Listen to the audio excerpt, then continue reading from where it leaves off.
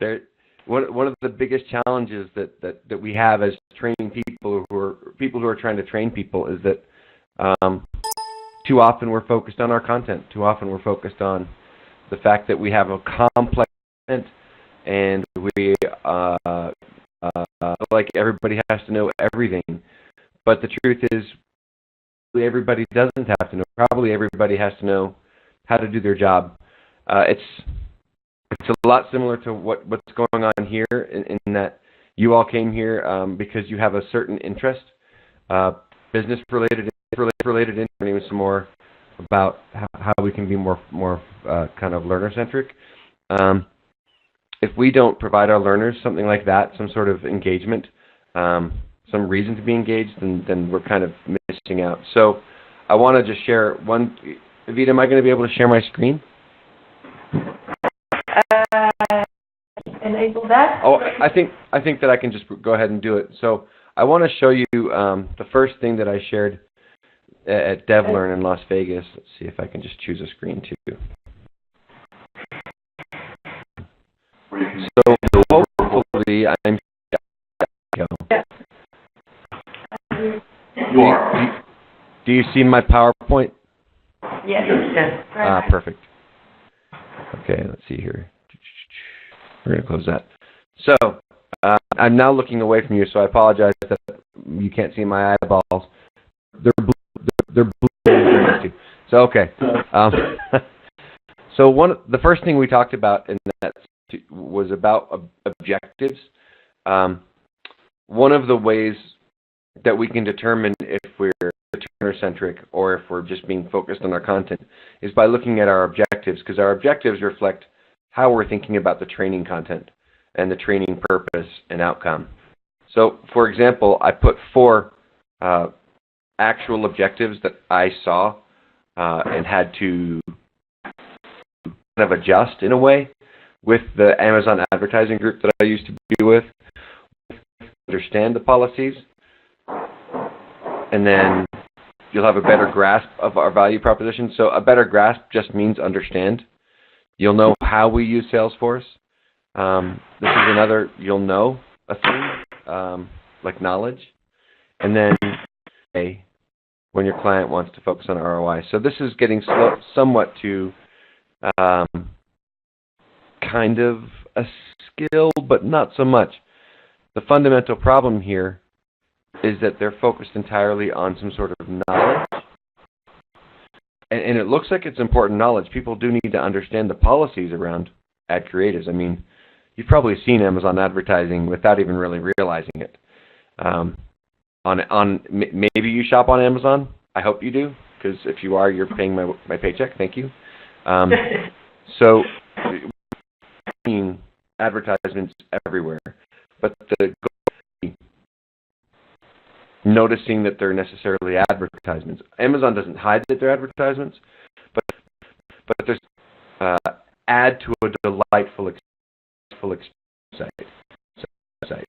And they're also supposed to be very targeted towards you, and so you're supposed to be like, oh, this is great. I'm so glad that Amazon's showing me that I can buy dishwasher detergent for cheap today. The idea here is that while these objectives are important, they're talking about something that's important, they're not stated in a way that is actually stated in a way that's promoting getting content out. Do you know what I mean by that? Because any questions about what I mean there? Yeah, I mean, they are quite general. It's maybe what you're trying to... They're not specific, but they're also not focused. So, or a skill. First one, learners will understand the policy around ad creatives. I've seen this very about ad creatives, about everything. I've seen that all over the place, and it's okay. It's normal. It's the most common thing, and it's not a problem. But we can do better. So the question to ask is, if you have an objective like this that you're working with, the question to ask is why. Why do they need to understand that? And we, and as the program directors and as the process owners, we know why they need to understand that. We just have to figure out for ourselves how to say that. Creatives and policies around them. We needed them to understand those so that their process of going from a proposed ad design to a complete design was quicker. They wouldn't have to go back and forth between the people like in charge of ads and stuff because they kept violating the policies. So what to do wasn't understand the policies around ad creatives. We wanted them to be able to be an ad creative that followed the policies correctly. Mm-hmm. Okay, can I ask, how did you do that? I mean, when you're faced with such a, you could say, inappropriate phase or articulated objective, balance that and ask the whys, is that what you do? Yes, so one of my main roles should always, as an instructional designer and as training people, one of our main roles should be to not challenge necessarily, but sure we're focusing on the right thing. And so when I so, and it's for, say, an instructor-led training or even an e-learning, for which would be really very interesting, I have to ask those questions. I can't just say, well, this content's done, thank you for your objectives. The actual training is coming to pass, that real behavior change is coming to pass. So I will ask, so tell me why they need to understand these policies. And policies are important.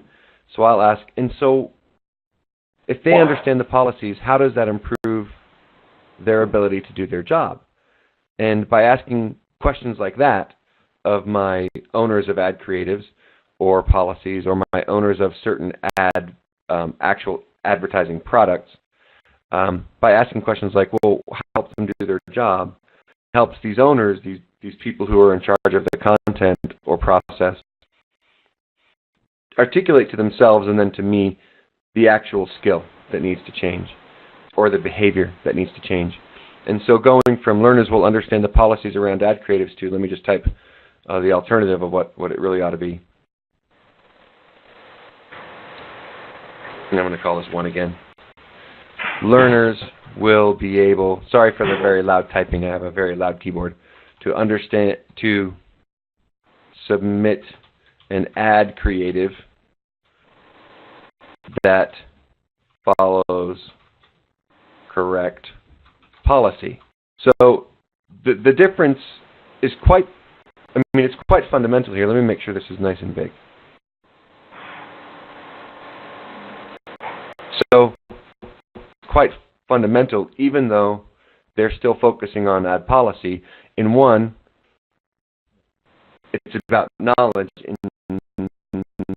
and so because we immediately change the objective and the way we're looking at what to actually do, our training fundamentally changes. Here, for this first one, understand the policies around ad creatives just means I'm going to start getting some information. There's going to be some presentation content, and there may be some questions coming back at me, especially as a facilitator.